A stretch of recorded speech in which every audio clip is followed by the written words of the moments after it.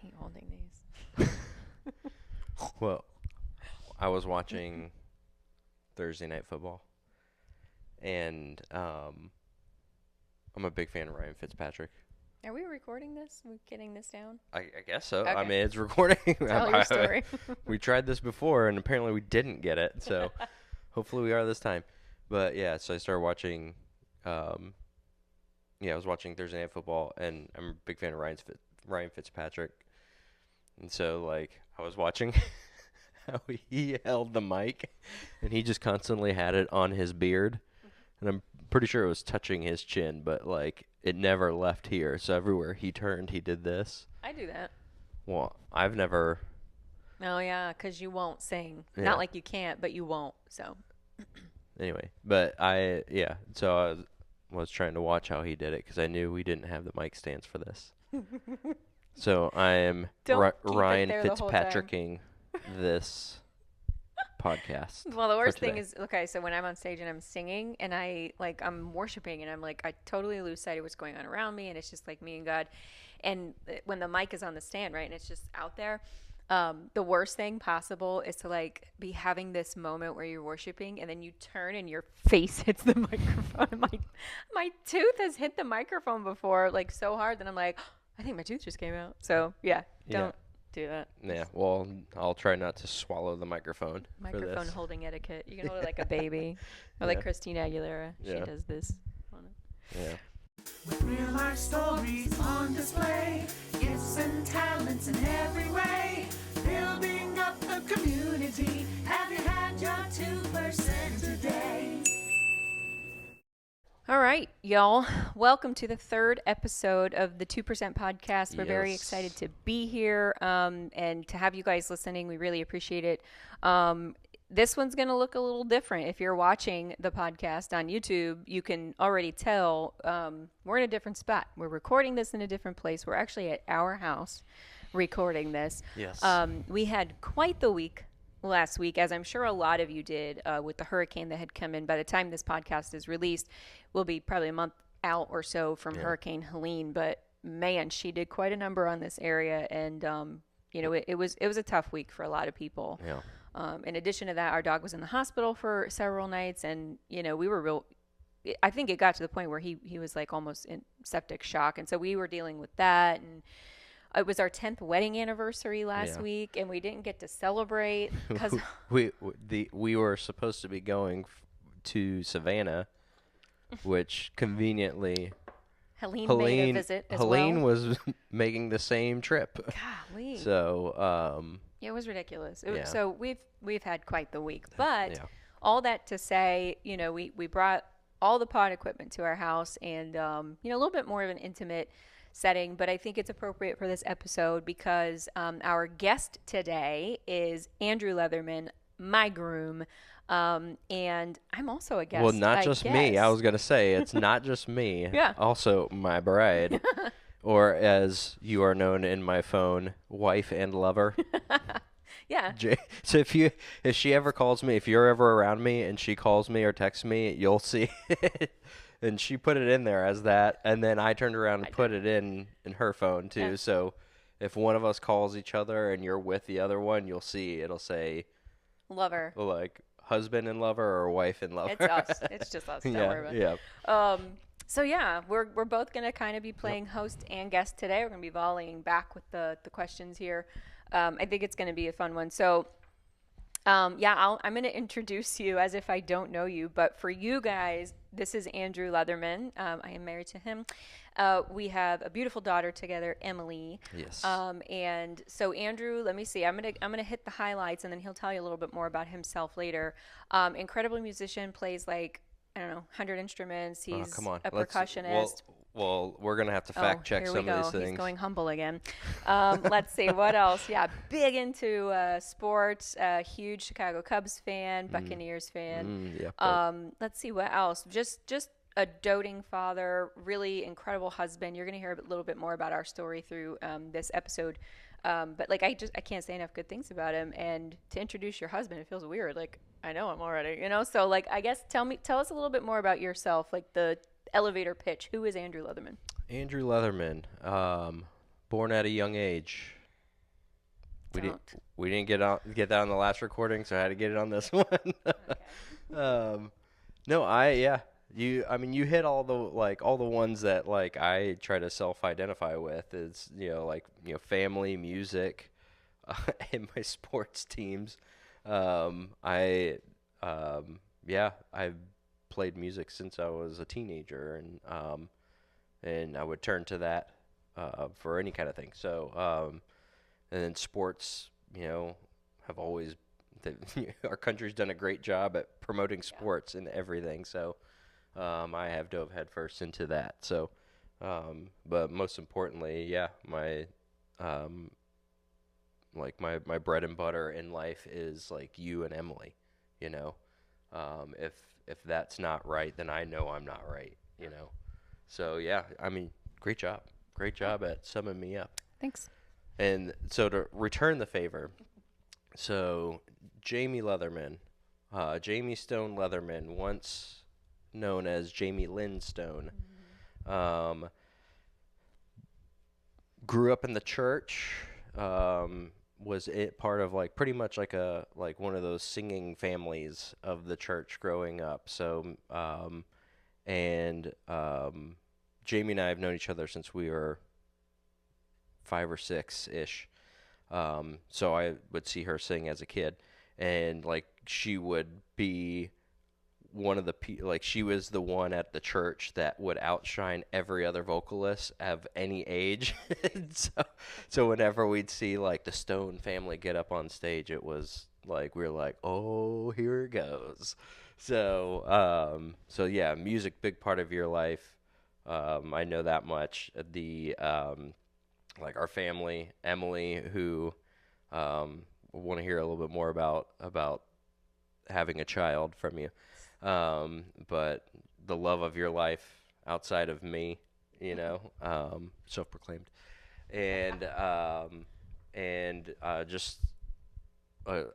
one thing I don't think you would say about yourself, but I put up there as one of the top highlights of you, I would say, is that you're a go-getter. If you're convicted about something, there's no timidness with that. Once you feel convicted and you know that God is pricked your heart about something, you go full bore into that. Which makes my life easier because then I don't have to guess what you're thinking. Oh, okay. So outside of that, what is your elevator pitch of yourself? Yeah, I mean, you hit the highlights too. I think one of the things that has become, more important too in life, apart from, obviously the most important things, which is our family, and then of course, you guys, the church family, and being, as involved as we can be there, with our schedule is, just, I think our calling, my calling and your calling, and things that we felt like the Lord has called us to is, worship. And what does that look like? And all that, for the past, for me, 41 years, he's a little younger. We're not going to talk about it. But we can though. No. If people want to. So God just, I think, is calling us to worship. And what does that look like? Right. And one of the things that has manifested into is this podcast. And you guys, if you've gone to Redeemer for any time at all, you've seen us on stage. I sing and Andrew plays. And so, this is just a big part of our life. And we'll get into it in a little bit here, but I ran from that calling for a long, long time and told God no. And he was like, oh, that's cute. So here we are, right? We're part of this. Yep. So, so this has been a big part of our lives for the past few months as we've been gearing up for this podcast. And, so I believe that God has called us to this. So yeah, it's one of the things. It's like a new kind of a thing in my life, but I'm loving it, and I think that God is honoring it by us going, okay, we're gonna go to Nineveh, we're gonna do the thing, get out of the whale. So well, just to piggyback off that a little bit. Sure, he's a novelist, and he'll take 40 minutes to answer a question, and I'll take a second. But can you tell I'm the one that likes the poetics of music and stuff like that over? Anyway, but just piggyback off that.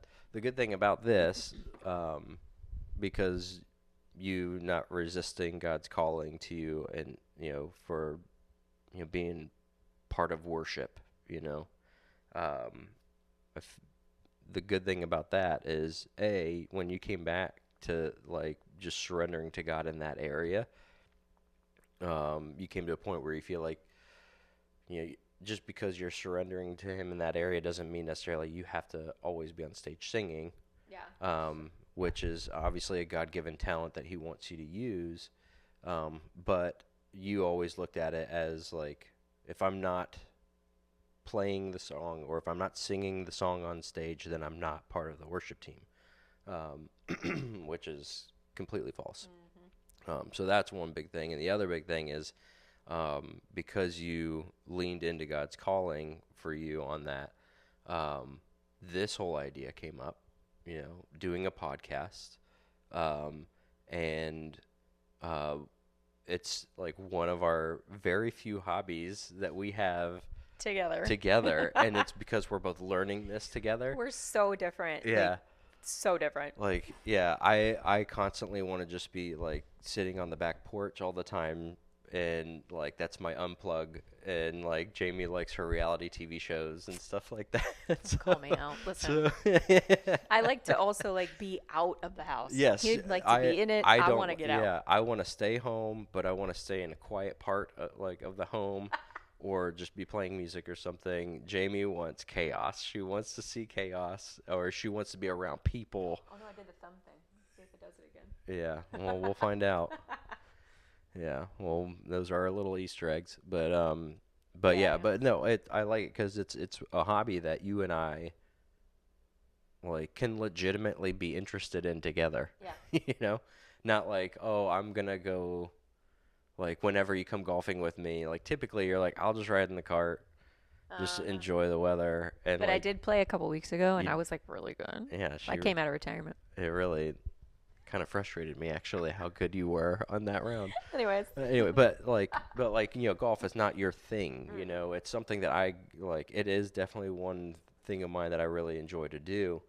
But it's, it's not your hobby, And so... Yeah, so having this together, I think, has just been really good for us because we've been able to learn this together. We've been able to, find successes and failures in it together, and we both learn equally at the same time with those moments. So, all that to say, like, by you surrendering to God in that area of, like, using the talents He's given you to be part of worship in general, like we've got some great stuff out of that already. Yeah. I mean, it's funny what happens when you surrender to God's calling and then you watch Him kind of unfold the thing in front of your eyes. And I mean, the word says that man plans his steps. No, wait.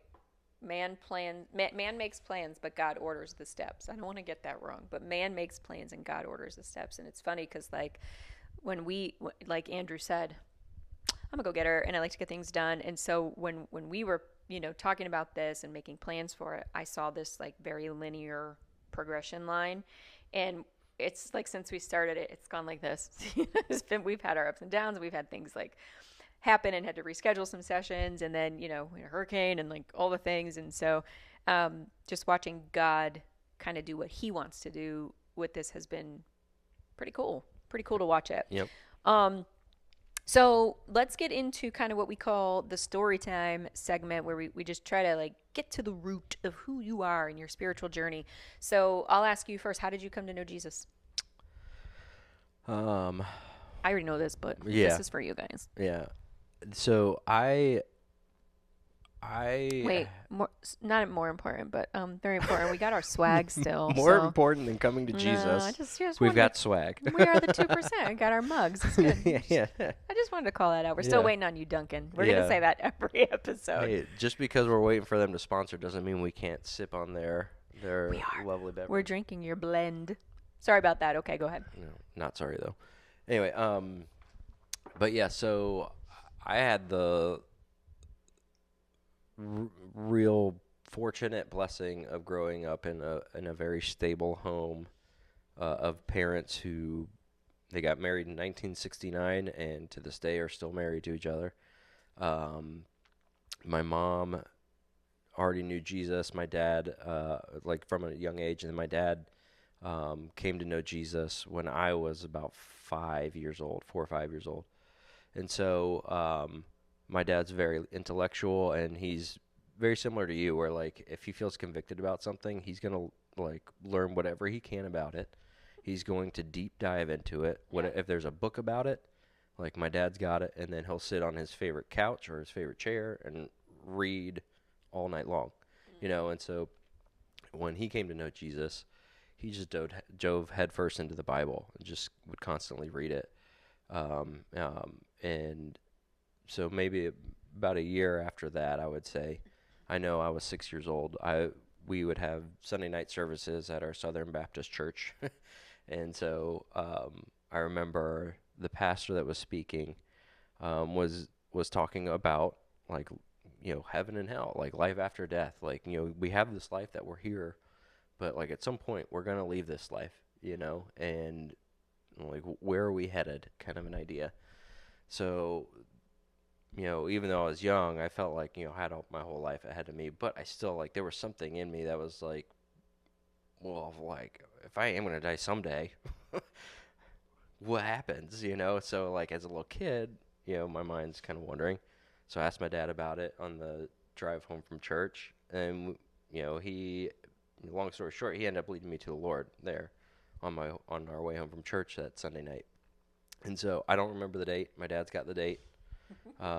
He's got a Bible, or he's got somewhere marked down like the date that I got saved, that he got saved, my sister, I think my mom.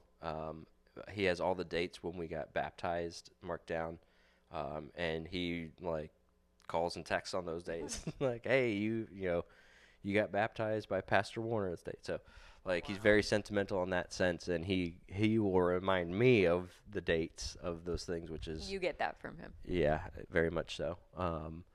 And so, but yeah, so my dad's the one that led me to the Lord at a young age, and then like anybody else, like once you get saved, life's a journey. There's ups and downs, there's detours, there's all these different things, but thankfully, throughout that, even up until now, like I have sensed God's presence in my life overall, and I do believe He has an intimate knowledge of me, and wants to grow our relationship. He wants to grow me, So I even through all the detours and stuff, like I know that's where it all began for me, is when I was about 6 years old on the way home from church.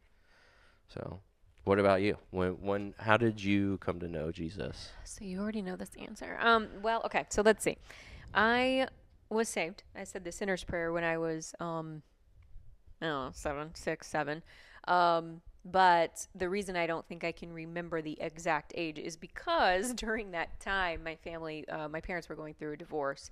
And so for, I don't know, I would say 3 to 4 years there, it's real fuzzy. I don't remember looking back at that time. Like, I can't remember dates. I can't remember events sequencing, like, chronologically. But I just remember things happening, like traumatic events happening during that time. And so I said the sinner's prayer. My long story short, when my parents got divorced, my dad got remarried to my beautiful stepmother, Sheila, and they had us in church all the time. And I think it was, their kind of way of trying to deal with all the chaos that was going on. My mother is an addict and has struggled with that her whole life. And so I think they were trying to kind of, shield us and keep us in church and make sure that we were being brought up in the faith. And so we were in church like my whole life, and I'm so grateful that we were. But, there was a lot of chaos around us, just, that whole broken home. That's where we grew up. And so with that came a lot of trauma and a lot of things that I saw, that the three of us kids saw, that we should have never seen, should have never heard. And, there were a couple events in my life where there was very real trauma, that kind of rewired my brain in a sense. And so, all through my growing up, having to kind of deal with that. And I'm a typical middle child, eldest daughter. Like, I will take control of every situation. I will try to referee every situation. I'll be like, are you okay? Are you okay? Okay, let's talk it out. Come on. Like, I'm a sheepdog, right? Like, everybody's got to be together. And so, that was that kind of. I know nothing about that. Yeah. So that kind of became my role in adolescence, and then has continued on in my life. And so, my point is even though I definitely believe that God saved me when I was a child, the sanctification process for me looked very different. Like I wasn't in stability. And so to cope with what was going on around me, I definitely got off track. You called it a journey. Mine was, but it was like to hell and back sometimes. I said detours too. Yeah. Detours in there. Totally. Yeah. So I was not coping well. I didn't really know how to cope. I didn't have the tools that I needed, and I'm in therapy now, thank God. But yeah, I did a lot of bad things, made a lot of bad choices trying to deal with that stuff. And so when I was 21, I was living in Virginia, and I was a part of an incredible church, Blue Ridge Community Church, shout out. And I had some of the best friends in my life at that time who really recognized that I was going through some stuff. And finally, one of them just looked at me one night. We were over at a friend's house, and he said, I don't really get the sense that you're actually even saved. And I was like, excuse me, what did you just say? And I was really offended. But then, through love and speaking the truth in love, like the word tells us to do, he laid it out for me. He's like, look, this is what you say, but this is how you're living. What are you doing, man? And it was a moment. Everybody in that house was like laying hands on me. They were like, girl, we just need you to come back to him. Like, they loved me through some stuff, because at that time something traumatic was happening to me. And so, they loved me through it. I went back in a back room, and I got down on my knees, and I just prayed to God, and I recommitted my life to him. And I truly believe, I don't believe in salvation part B. I believe once saved, always saved. But there was definitely something in that moment where the Holy Spirit was like, we got to get you back, girl. Like, come on. And so for me, I can recollect those two very significant moments in my walk with him.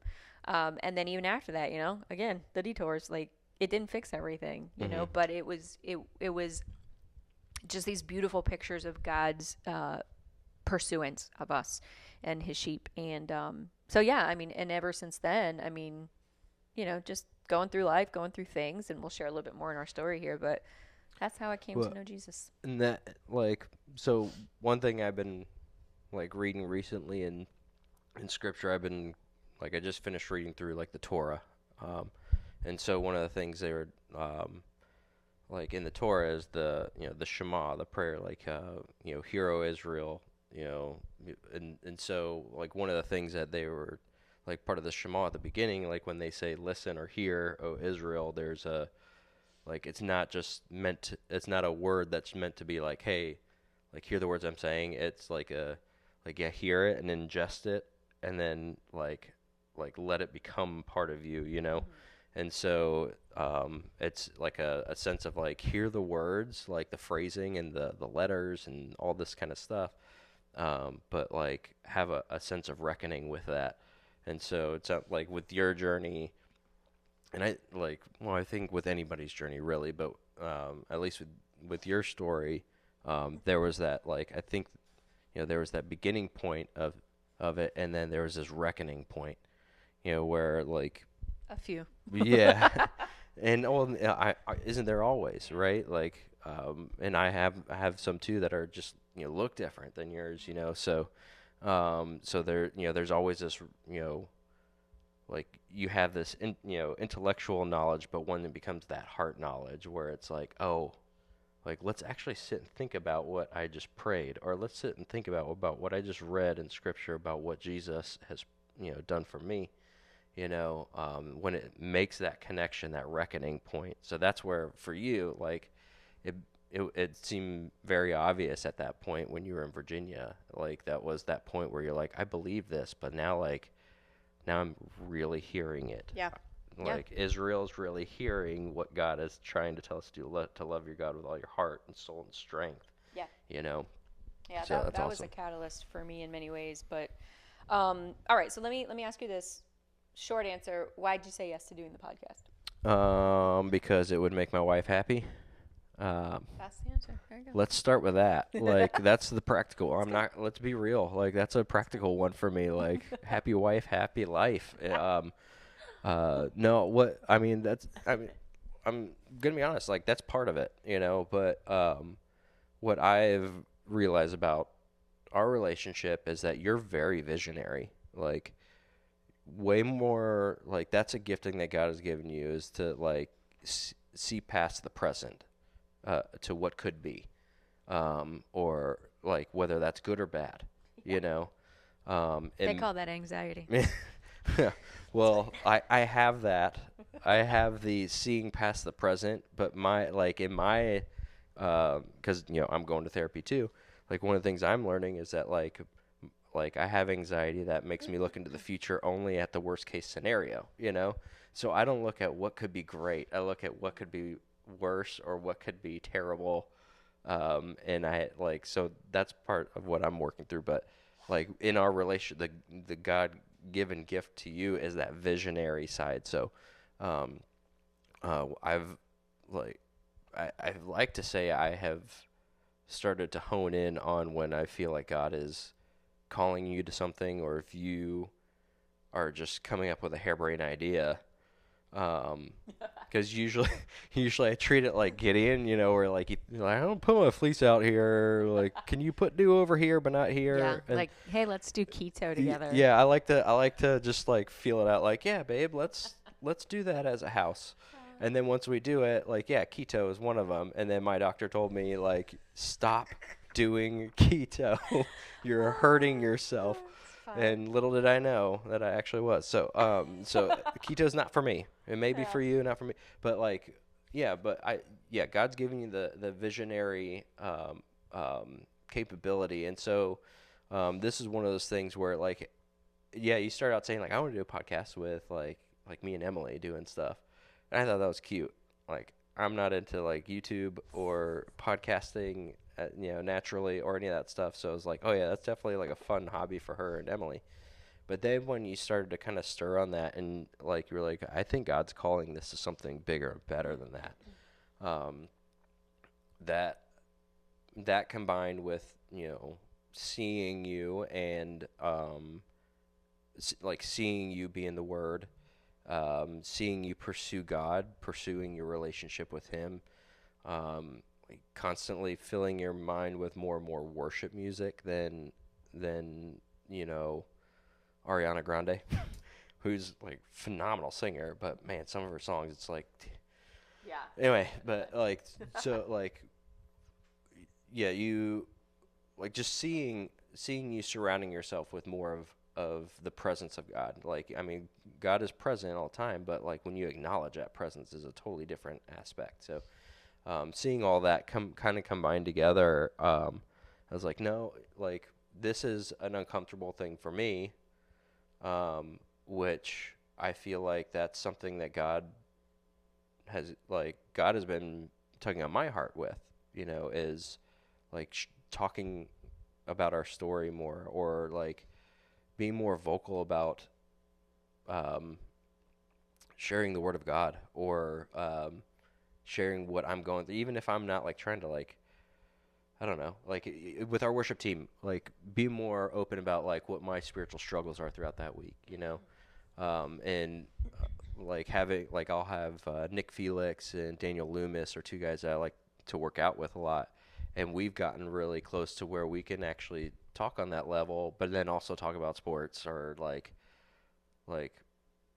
working out, you know, like we can all in the same vein of conversation, we can go in and out of that. And that has been so encouraging to me because like that's kind of galvanized what God has kind of been pricking my heart about. So when you came to me with this idea of like, yeah, like this podcast,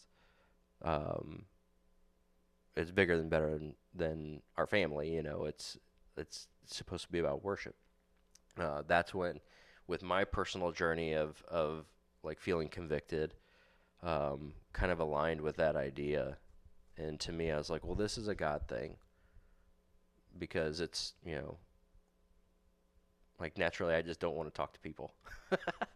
Like I like talking to people, I like, you know, but I just don't want to like, I don't know, like I'm not good at like, I feel like Moses, you know, where like Moses was going to God, and like when God was telling him like, you're going to lead people out of Israel, and he's like, excuse me? I stutter. I don't give good speeches. I'm terrible. He starts laying like he's very self-deprecating, and then he got to a point where he's like, can Aaron be the one, like, I'll lead, but like let him be the speaker. Let him be the one in front speaking.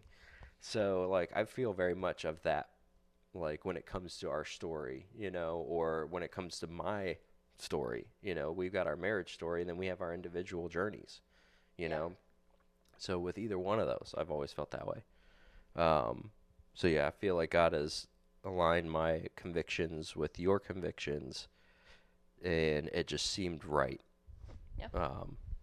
I get that. I said yes to doing this because I wanted us to share our story, because that's what this podcast is all about. And we want everyone in the church to eventually come on the podcast and tell their story. And it brings us closer together, which, as if you've listened to the first couple of episodes, that's what we're all about, in building the community and strengthening our bond. So, we did want to go into our story a little bit, and then we'll get into the 2% questions at the end here. But for our story, it's an interesting one, and we've shared it. If we can find the Sunday morning that we told our story, this was years ago at Redeemer. We were in the old building still. So if we can find that, we'll link it so that you guys can listen to it or watch it. We'll link it on the YouTube channel. And you can get more in depth with our story. We don't have a ton of time here to share it all today. But we were also talking about possibly doing a supplemental episode to, share a little bit more and go in depth with our story. And of course, you guys can always come to us and ask us about it. We love that. It's, at the end of the day, we want to give God the glory for where he's brought us and what he's brought us through.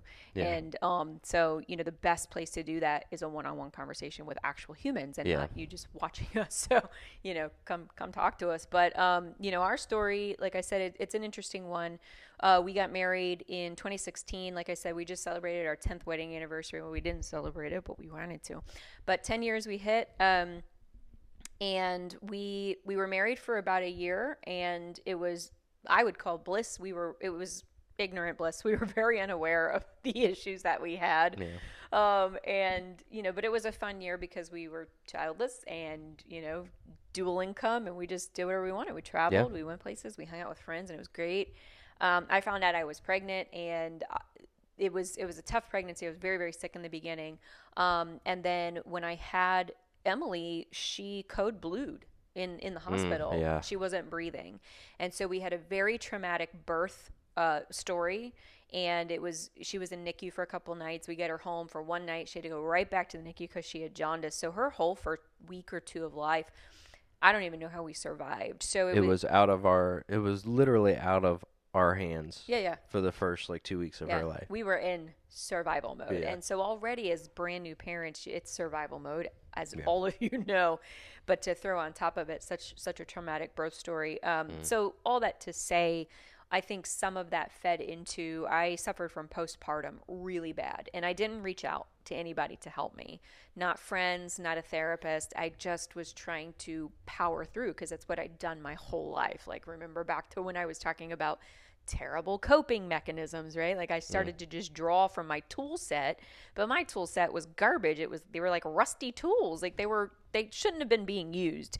And so I was coping really poorly. I was not doing well. So suffice to say, long story short, I think she was about 8 or 9 months old, and I was struggling so hard, but at work, I was killing it, right? Because work was an escape for me, and I was killing it there. I was just going higher and higher and higher in my company. I kept getting raises. Sorry, I had to fix my headphones. They were they kept throwing money at me, and I kept getting all these promotions and things, and so I was feeling really good at work. Right. And so my escape, this is the place where I could feel good about myself. I felt like I was still human. I was still a woman, and not somebody's mom. And, and I think that's a very normal feeling to feel. And I think for most moms, and they'll tell you that there's, it's hard. It's very hard. So at work, this kind of transpired into I was getting attention from a dude, and I ended up having an affair. And that lasted for a better part of a year, I would say. And so So talk about terrible coping mechanisms. But I was running so far from God, and I was looking for escape at every turn. I just needed to escape how difficult it was to be a new mom. And I was struggling with the postpartum that I never received treatment for.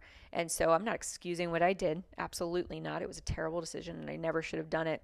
But it happened, and I think for me during that time, it was tough, right? Because I was still very much ensnared by the enemy and what he was telling me and what the friends that I had at the time were trying to tell me. They were not godly people. And so I was just getting it from every which way that, like, you should leave your marriage and you should, and I was having these feelings, right, too, because the enemy was in my head. And so I was basically back and forth a lot about, do I want to work on my marriage? Do I not? Do I, and so, yeah, long story short, and I'll turn it over to you because this is the part where I think you should share.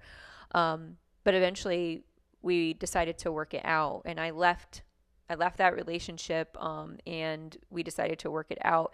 And the only thing I can say about that is it was 100% God, just like in Virginia when absolutely. I was 21 years old, and he got me on my knees in somebody's house after somebody was really mean to me and they said to me what I needed to hear. He did the exact same thing with this. He brought me to my knees in my home where I was living. We were separated at the time. And he just said, it's time to come back. Like, stop doing this. Every time things get hard, you run. Yeah. Stop. Come back to me. I am here. And and another thing that I remember in that time so vividly was he's like, this isn't even about Andrew. This isn't even about your marriage. Yeah. This is about me. And this is about how when things get hard, you run from me. So all that to say, and like I said, we could talk for hours about this. We did actually, like a few weeks ago, and then the audio didn't catch, and so we had to scrap the whole episode. That's a whole thing. Yeah, but we could talk about this for hours because it's such a beautiful story. I mean, you hear, oh gosh, she had an affair. Eck, ew, I'm never trying to talk to her again. That's yucky. People don't do that. Okay, fine, but it happened. This is our story, and the thing about our story is, yeah, there was a ton of ick, but God replaces ick. He is in the business of ick, wiping away. And so, like, for me, where I want to focus all of it is on his glory and his work and the beautification of what he did in our story. Because I can say, and I promise you, that our marriage is better today than it has ever been. And I don't think that had to happen for us to get here. I do not believe that. But what I do believe is that we went through it, we walked through it, we came out on the other side, and now our marriage is better because God showed us all the places where we were broken, and he said, let's get it fixed. Yeah. I'm with you, and I'm here to fix it with you. So I'll turn it over to you. Like, I mean, through that time, obviously, talk us through how you were feeling. Like, what were you going through? And then, like, how did you make it through that? Well, 100% God, and like negative 100% me or anything else.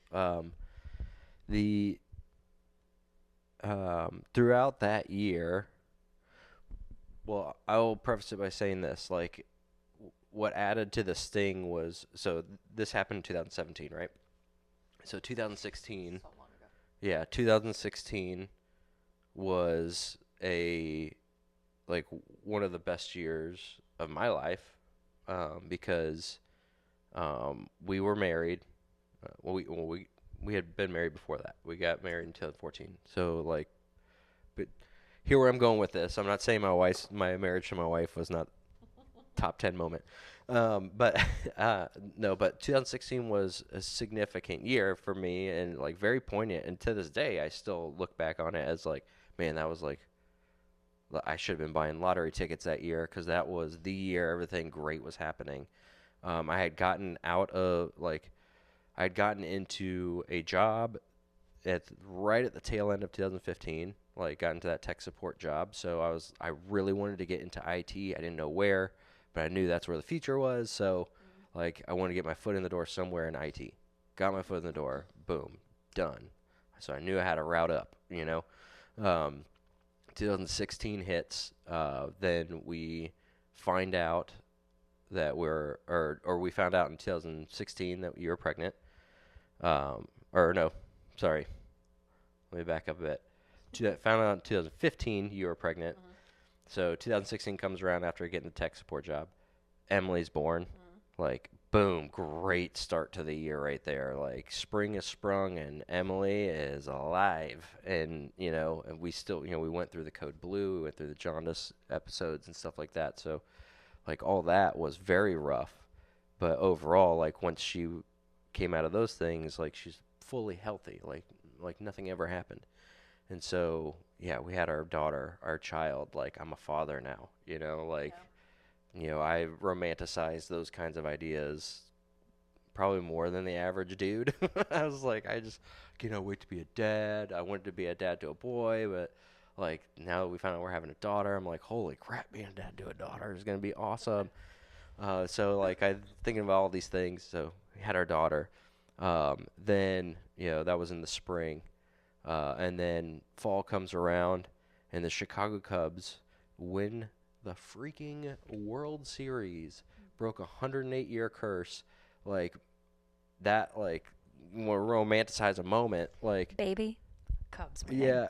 Same thing. Yeah, and so, and, like, we kept saying, like, ever since Emily was born, like, the Cubs had, like, held the lead of the division and the conference, or the league, all that stuff. They clean sweeped the season. Like, once Emily was born, they never looked back there. So we were like, Emily's like their good luck charm. And so, so being able to share that moment with my dad and my sister and my mom, like, just, and my uncle too, like, my dad's brother, like, we all were able to kind of, like, celebrate that moment. That was just something that we'll never forget.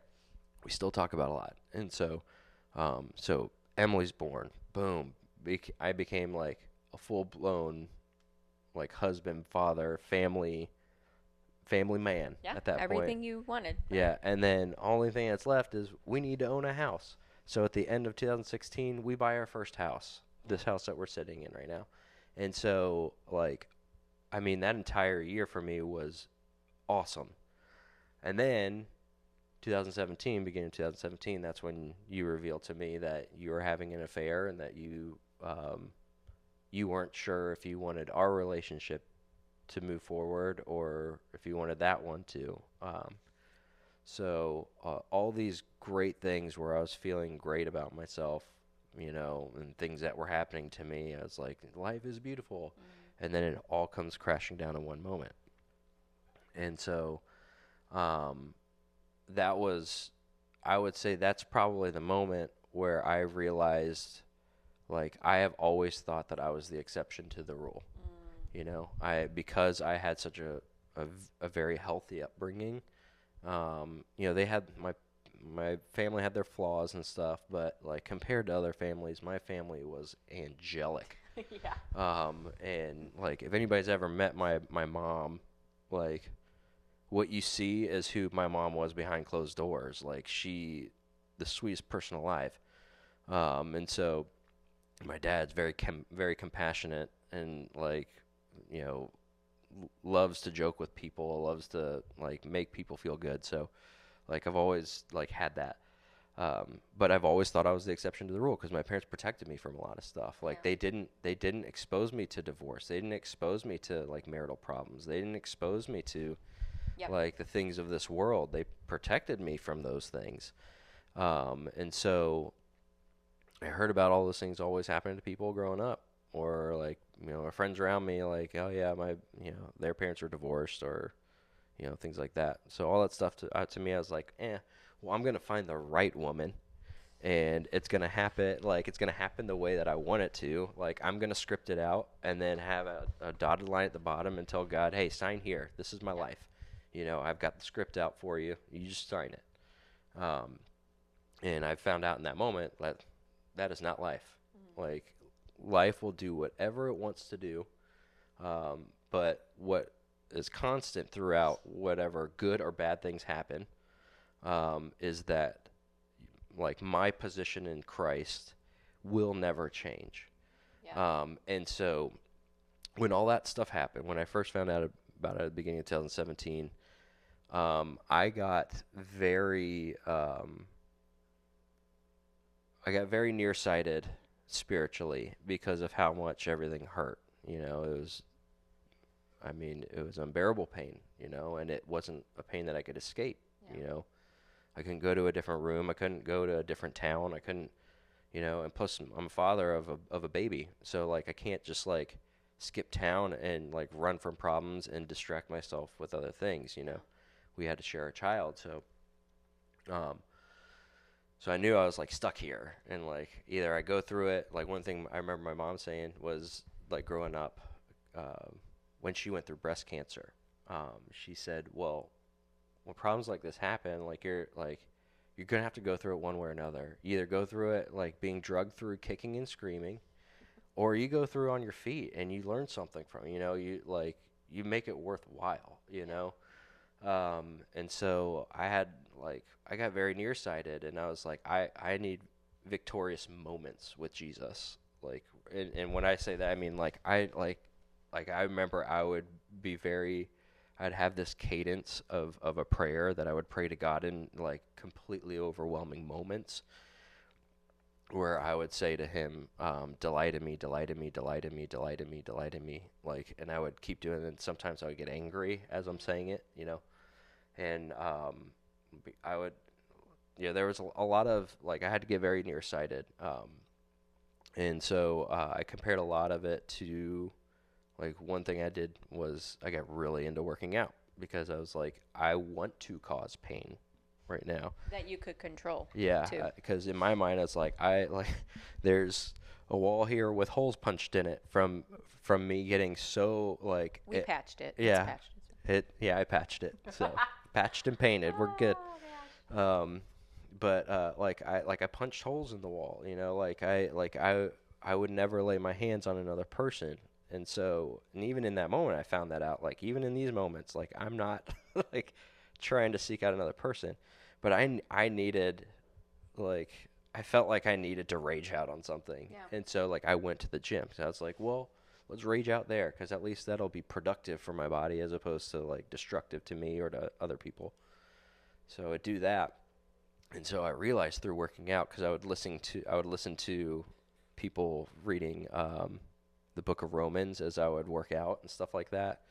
And I would get really, like, it was weird. I'd get really fired up, like, on the treadmill, I'd be running, and I'd hear, like, somebody going through, like, Romans 6, and I'm like, yeah, you know, like, I don't know why, but, like, I mean, in that moment, like, in those moments, like, I needed those little tiny little short victories of, like, God, if I'm gonna cause pain, let's cause productive pain right now.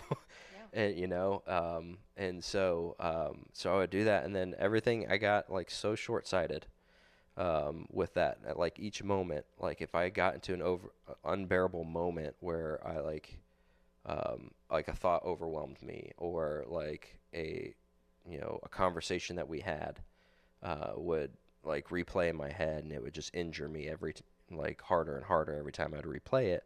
I would call out to God in those moments, and I would get very persistent about it because I needed that relief, and I knew it could go nowhere to get it. Like, I knew he was the only one that could provide it. Yeah. And so that, like, throughout that year, I had to focus on those little tiny moment victories. I could not look at the bigger picture, because, like, that was beyond my capabilities at the time. So yeah, man. So I mean, that's the thing, right? Like, our story is like I said earlier, we could unpack it for hours, because there's a lot of nuance there. You know, it was a full year of ups and downs for both of us, right? And you know, I look back at it, and I obviously was the what's the word? I was the person that did it. I was the bad guy. Offender. Thank you. Whatever. In the story. And you know, so definitely don't excuse what I did or anything like that. And we know that sin is gosh, I can't think of big words today. Sin is it gets in there, right? And it invades and it takes over and all this stuff. And I just had so much unresolved trauma and so much unresolved sin that I had never tackled with God. And so, it's so important to keep a short account with him and to keep a short tether. Right. And I didn't. And I ended up in this place because all I needed during that time was, I needed godly friends to surround me and be like, what are you doing, you idiot? Apparently I only learned the hard way, and I need somebody in my face, like shouting at me, like, stop what you're doing. And I, again, it was my choice to not surround myself with those kinds of people. But we did have champions of the faith who stepped in and spoken to our story and spoken to our marriage, like the Messengers who they used to be part of Redeemer, and they're back up in Michigan now.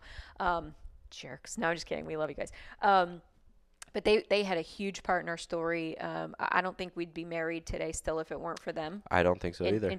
Kind of injecting themselves into it and saying, "What are you doing?" Okay. Because let's be honest, they were like, it was so it was like a year that we were separated, and throughout that year there was like moments of where you're like, okay, I want to come back.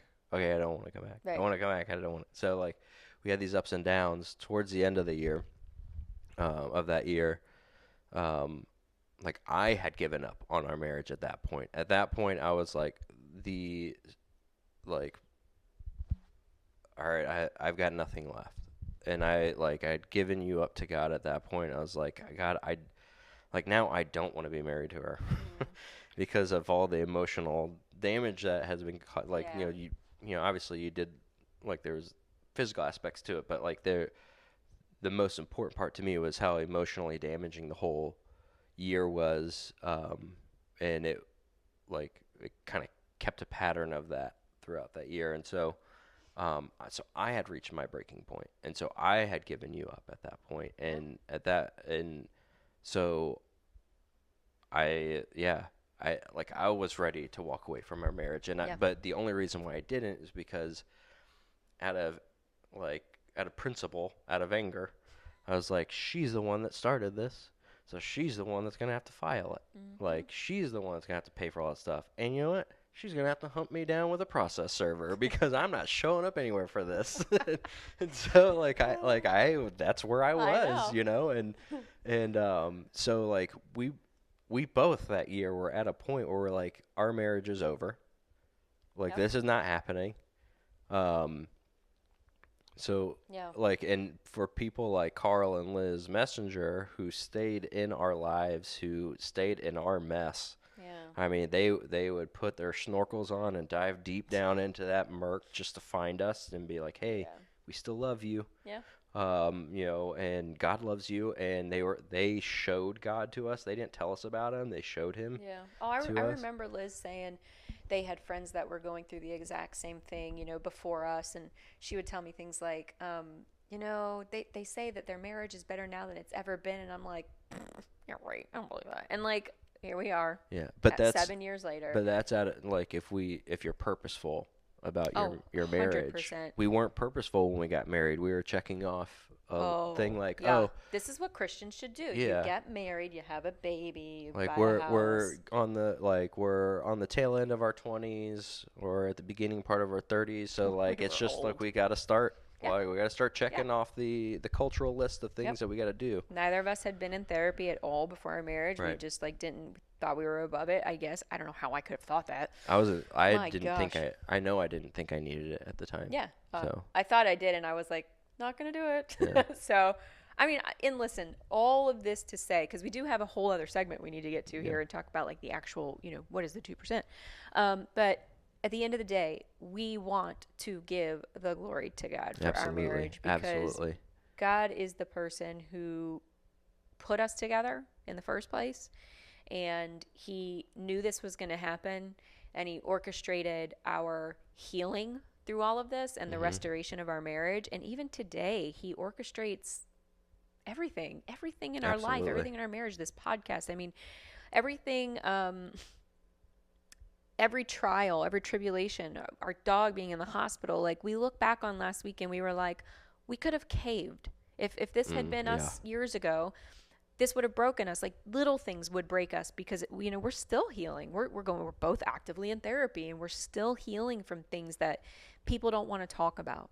And so for us to get on this podcast and share with you one of the darkest moments of our lives, this is what the church is. And we share because we want people to hear the truth, and we want people to also say, man, but look at God. Look at God. It's like, it's how he does this kind of healing and restoration is completely beyond me. I'll never understand it. When I was in the thick of the worst of this, I did not think he would pull us through this.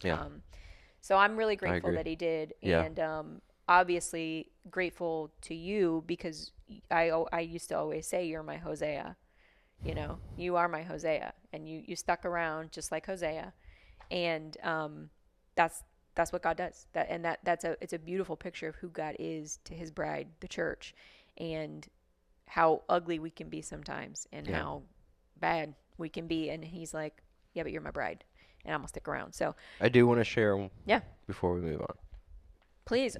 Please share scripture, because everything we do is based on this book. So throughout that year, the story of Hosea was actually one I read a lot. I read a lot about that. I read a lot about Joseph and how he was sold into slavery. He was put in jail. He was falsely accused of sexual assault. Nope. He and was convicted of it too, and thrown in jail for an indefinite amount of time. He had all these things happening to him, but God, and so, and then he eventually saves Israel from a famine, leads them to Egypt. Yeah, it's the King David. It's these terrible people who God is like, man, I still want to use you. But one of the Hosea's story, Joseph's story, those were two big ones. But one of the biggest ones for me was Job. And in Job, he had everything bad was happening to him, and it was something where God allowed it. He's like, yeah, you want to test my servant, my child. Go ahead, see what happens, kind of a thing. And so he went through some stuff worse than anybody did. And then he had these really good friends who were giving him good advice, not great advice, but they were giving him good advice. They weren't it wasn't blatantly bad advice. So it was you could see where most people would be like, I would kind of go by what they said, And so they would, at times they would tell him God has done so much bad. Why don't you just kill yourself to end it all, kind of a thing, or God must be judging you for something you did, you haven't confessed, all these things. And but at one point he says, referring to God, he says, though he slay me, I will hope in him. Nevertheless, I will argue my ways before him. So he, he's saying God can strike me dead. God can allow all these things to happen to me, but regardless of what my condition is down here, I'm going to constantly communicate with him. I'm going to acknowledge his presence even in my anger, or even in my sadness, my depression, my hopeless state. I'm turning to him and acknowledging him in those moments. So to me, that I think that's a great therapy lesson, where it's whatever emotions you have, you can have them, but have them in the presence of God, or you, if you're instinctively an angry person, get instinctively angry in front of God, and talk with him. He can handle it. He died on the cross for a reason, right? So and rose from the dead to, complete the ultimate sacrifice for all of our sins. But if we acknowledge his presence throughout all of it, and we we're leaning in on him while we're limping through it all, that to me is what throughout that year I kept going back to that verse. Though he slay me, I will hope in him. Nevertheless, I will argue my ways before him. And so Shane and Shane had a song, has a song called "Though You Slay Me," and they have an excerpt from a John Piper sermon where he talks about all the suffering we go through if we're suffering in the path of obedience like that, or like I'm gonna let my ways known, like I argue my ways to Jesus, like if all of the suffering we go through the path of obedience, like all of it's completely meaningful. Yeah, all like of it. None of it is chaos, like unordered chaos. It's like there's a purpose, a distinctive purpose behind it. And like that's through the path of obedience. So yeah, that song, if you ever want to look that up and like Cry. be in tears, look up Shane and Shane, Though He Slay Me. Yeah. You know.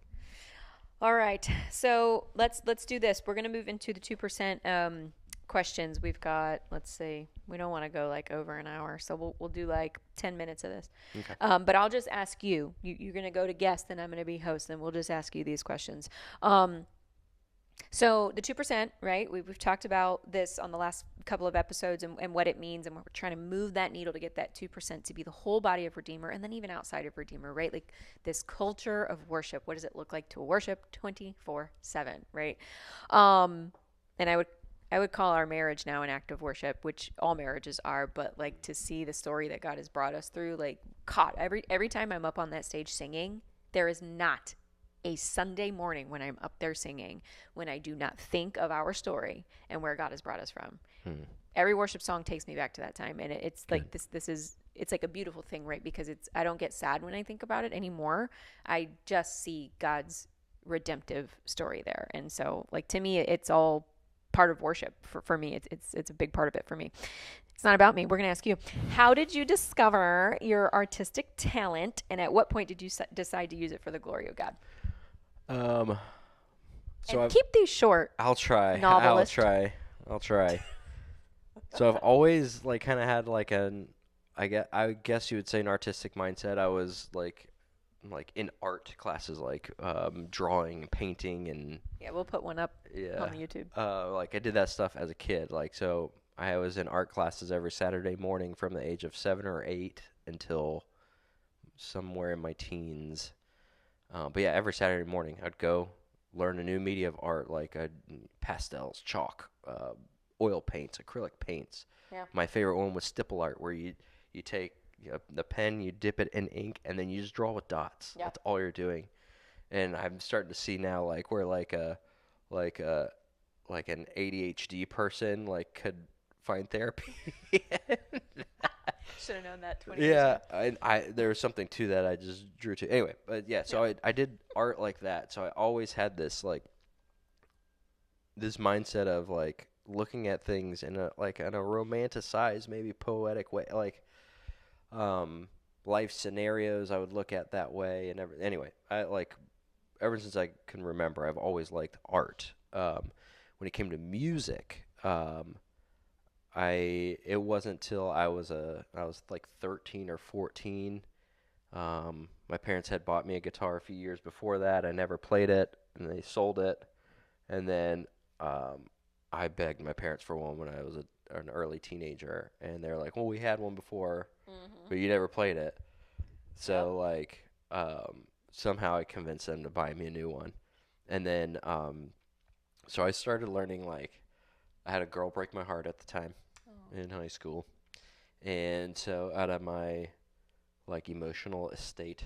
Okay, John Mayer. I wasn't John Mayer. It was Dashboard Confessional. Okay. I started learning how to play Dashboard Confessional songs. I'm like, oh, I'm so sad, and so That tracks. yeah. So my youth pastor at the time caught wind that I was learning guitar and stuff like that. He came to me and was like, hey, can you learn a one worship song? And then like we play that for a youth group. So for our youth group services, we would have some like cassette or CD with I keep forgetting the name of that thing, the projector thing where you put the clear Projector. paper. Sure. Yeah, whatever. They know what we're talking yeah, about. Yep. and I'll put it in underneath the screen once I Google it. But yeah, where they put the clear paper on it, and then like you switch the transparencies, and it. So, um, so we would do this band called Plus One. Oh my goodness. Like they were like I remember them. they were like Backstreet Boys meets Jesus. Oh yeah, if my sister's watching, she's Yeah.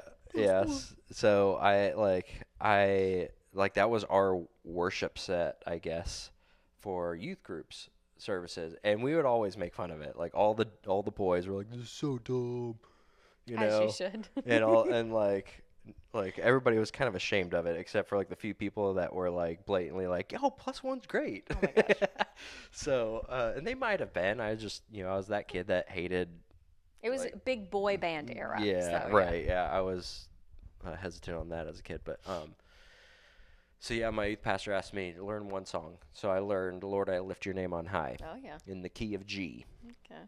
G, C, and D. Those were the chords I needed to learn. I needed to learn it in that order and then reverse that order.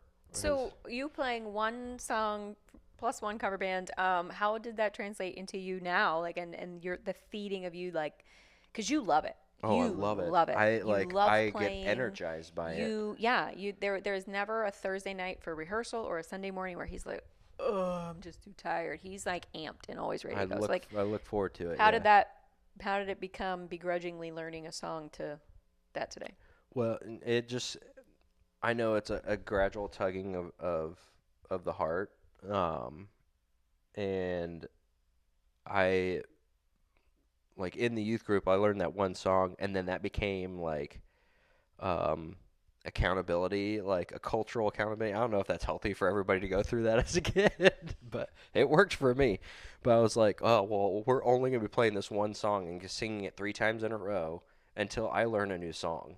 Because no other kid was or if they knew how to play guitar, they weren't volunteering. Yeah. So I was like, yeah, I'll do it. So then I started learning another song, and then like Billy Brown, best friend growing up, and he started singing around the same time, and we were like, holy crap, Billy's got this really good voice. Where did that come from? So y'all started a band. And so we started Doxology was our band with them. Blake, David. There's Noah was part of that at one point. All people you guys don't know. Sorry. Yeah. I'm just name dropping people that maybe they'll watch us, but yeah. So it kind of just like it became our hobby to like play worship music together, and as I got older and my journey with Christ got more mature, I started realizing more and more of like what I was like, what my hobby was actually, because my hobby was playing, worship music. I liked doing it.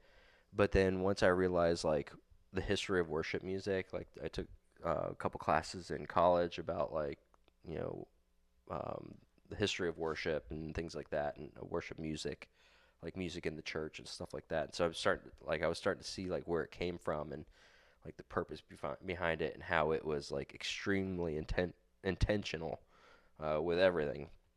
And so I started to realize like, oh, this is like, if I'm doing this with the right heart, it's very supernatural, because all we're doing is leading people to realizing the presence of God, and realizing like He's for them and wants to invest in those people's lives. So, like it was this like gradual journey of realizing that, and I was like, A, I love doing this. B, I have a front row seat to people's lives, even maybe for a moment, being completely changed by God. Yeah.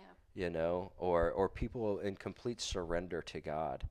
And like that's a very vulnerable moment for people, And so to me there was so much beauty in all of that.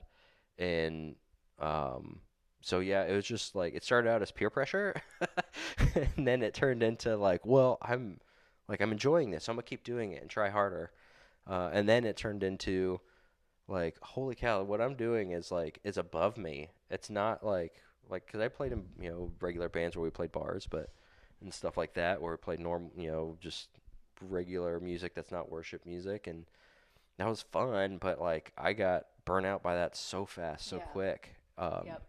It's not feeding a part of your soul. Right. Yeah. Yeah. So, So, but yeah, anytime I've played worship music with people, it's very energizing, and it's because of all that, because of like the intent of it. Um, so that's where it kind of led for me. Yeah. So let me ask this: how do you keep yourself enmeshed in this 2%? And then how do you? Other question: how do you encourage others to, like help drive this 2% to be at worship all day, every day? What does that look like? So like, how do you stay there, and how do you encourage others to get to that place? Um, well, I think how do I stay there? It's a very, I think, without with the risk of sounding very like Sunday school answer, it's like read your Bible, pray, worship God in song, and spiritual psalms, stuff like that. Like, Yeah, and I'm gonna jump in. He's not kidding. Like every single night, he's out on the back porch reading his Bible, and he is constantly trying to play guitar at the house. And I'm like, oh my gosh, here we go again. Like it's an active lifestyle for you. yeah, it is. And the music part, like seriously, if you're over, like if you just set up a camera when nobody's here except for us, like anytime I pull an instrument off the wall, they're like, Can you not? Can you not? Trying to watch reality TV over here. Or if like they are listening to music, I'll pull the guitar off and try to jam along with it. And, it doesn't work. Sorry, It doesn't go fly ahead. here. It's like it feels like a Sunday school answer to always answer that way. But we talked about this with Midge. It's like the theology of, I called it boring. I shouldn't have said that. The theology of ordinary. Yeah, and that's where and I compare it a lot to like physical fitness, like anybody who's addicted to physical fitness or at least very consistent with it knows that you're not going to go to the gym one day or go out for a run one day and then all of a sudden, boom, the six pack appears after that one. Like, what was the trick for that one? Like, I must have gone to some kind of like workshop for my abs to just all of a sudden appear. No, it's like, it's consistency and like consistency of doing like more of that than consistency of not doing. Yeah. So like to get those kinds of results, like you would have to be consistent with it, knowing you're not going to see it, and then you could look back at like pictures, or you could look back at whatever your scale is of measuring your benchmarks and stuff.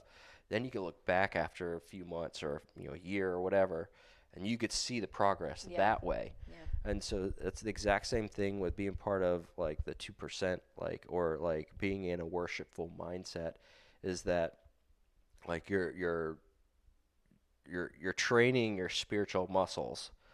And so that when moments like what we had in 2017 come, then your spiritual muscles know how to react in that moment, and so like even though your mind doesn't want to do that, or whatever it is, like by constantly training your spiritual muscle to be faithful, like in the hard times, it becomes, it doesn't become easy to, but it becomes less hard, I would say, to lean on that spiritual muscle that you've been training all this time. Yeah.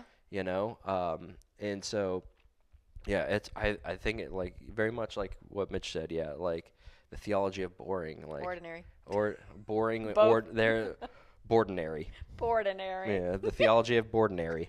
Good. TM. So, yeah, TM. So, but like that is very much the case, because like there's nothing romantic about like a normal day, like. It's just kind of like it happens. Car line at school. Yeah, or like there's nothing fancy happening that day, like nothing good's happening, nothing bad's happening. Right. There's nothing romantic about it. It's just like that's life. Yeah. And that's where it's at.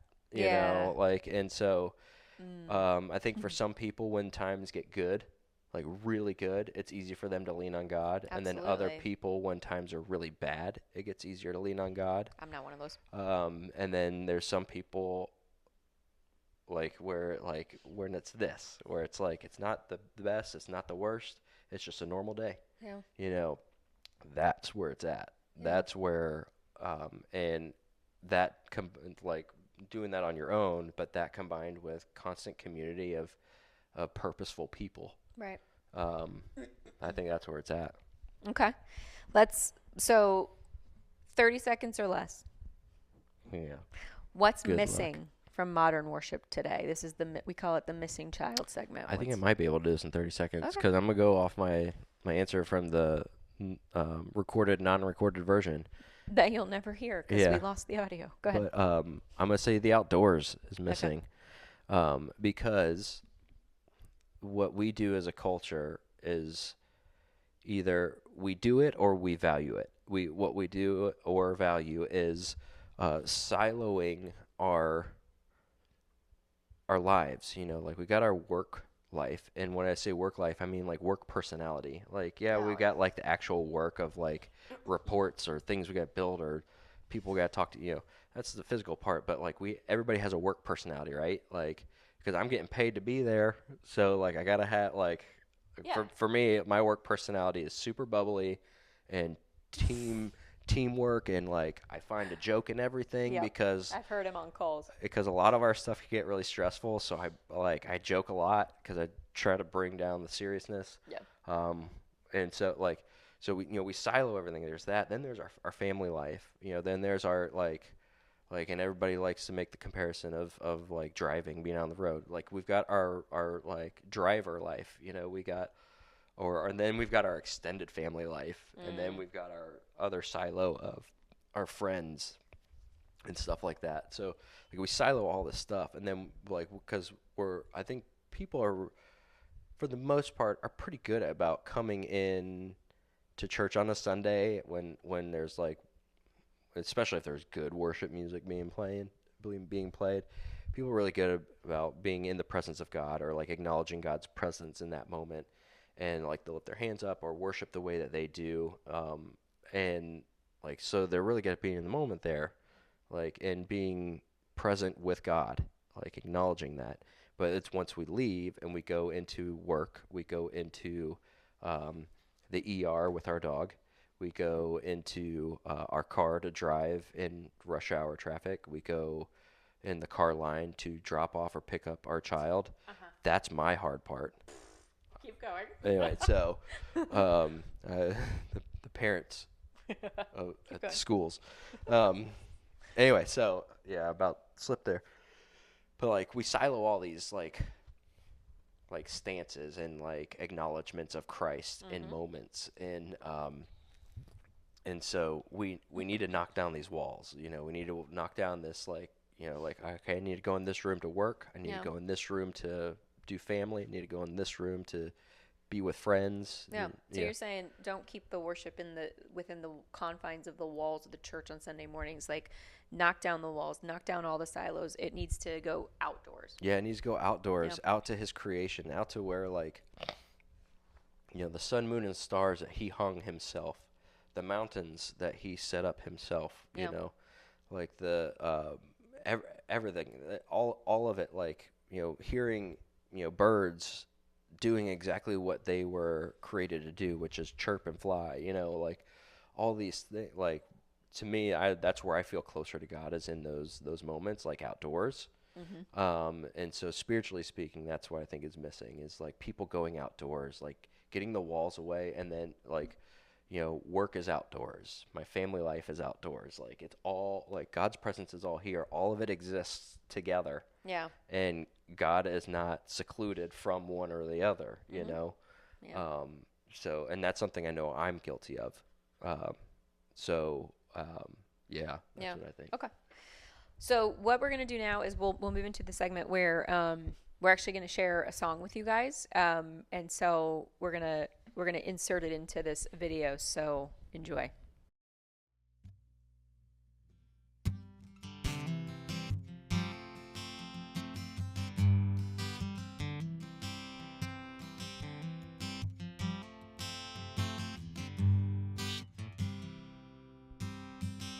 It's so unusual, it's frightening. You see right through this mess inside me. You call me out to pull me in and tell me I can start again. And I don't need to keep on hiding.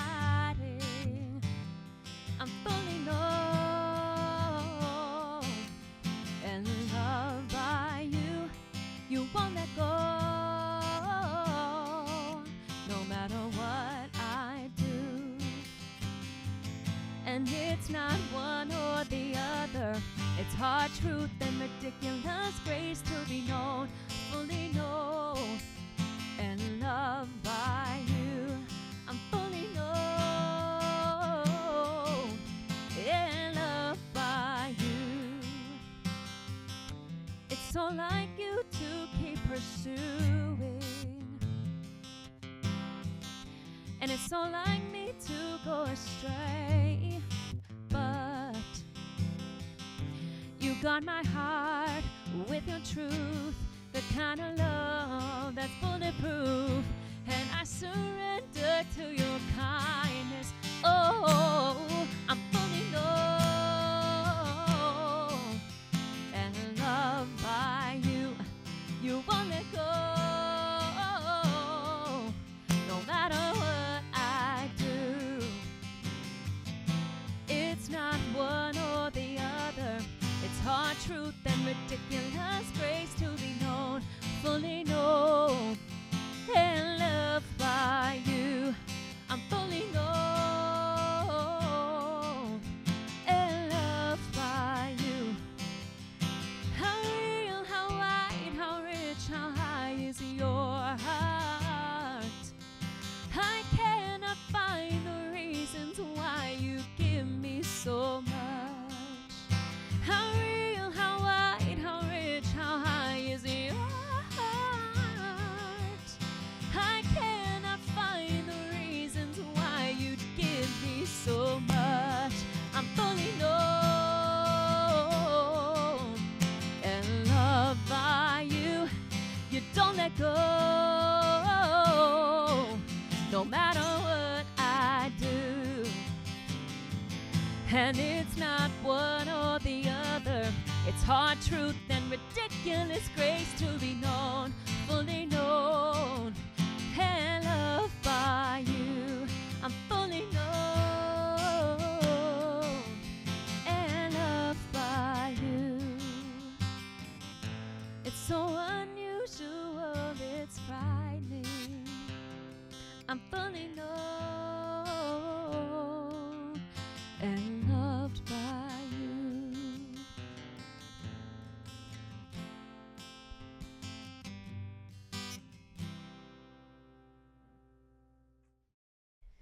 All right, y'all. So, episode 3, 2% podcast. We are the 2% podcast. We are done with our episode.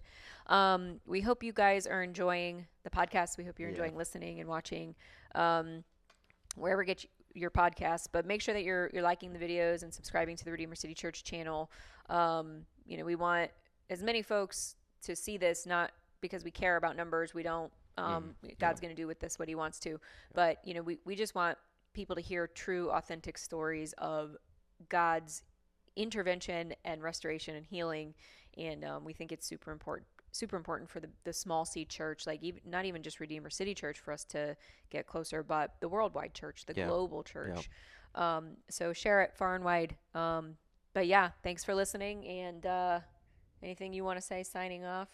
Yeah, I encourage anybody who's gone through anything similar to us or is going through, come talk to us, come up and say, hey, can we grab a coffee or something? Or because the reason why we're sharing our story is so that it can help others either avoid what we could have avoided or help people restore something that they don't see possibility of restoration. Yeah, it's so possible. Because God moves mountains, and I think like nowadays the mountains that He moves is our souls and our own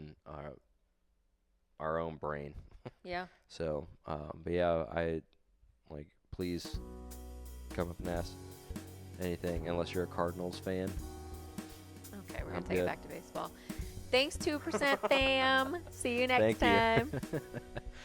Real life stories on display, gifts and talents in every way, building up the community. Have you had your 2% today? What's up, 2% fam? My name is Emily Leatherman. Make sure you like and subscribe.